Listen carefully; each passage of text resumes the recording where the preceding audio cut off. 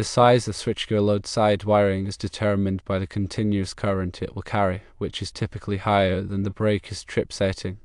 Molded case breakers are typically rated for 80% continuous load capacity of their trip setting, providing a safety margin.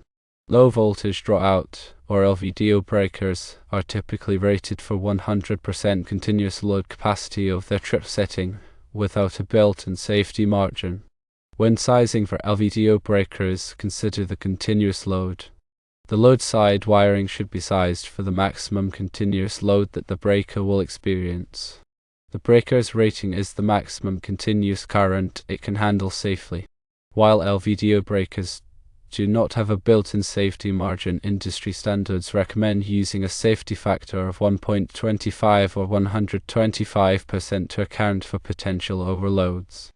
If the load side wiring is sized at 125% of the breaker setting, it may have implications such as increased cost.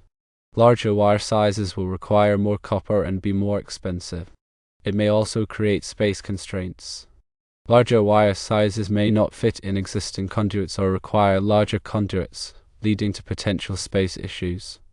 It can also cause reduced flexibility. The oversizing may limit future load expansions or reconfigurations. To address concerns while still ensuring safety, consider a compromise. Firstly, use a breaker with a higher trip setting. Select a breaker with a trip setting that is slightly higher than the expected continuous load. This will provide a safety margin without significantly increasing the wire size requirement. Secondly, negotiate a reduced safety factor. Propose a slightly lower safety factor, such as 1.15 or 1.2, based on the specific application and risk assessment.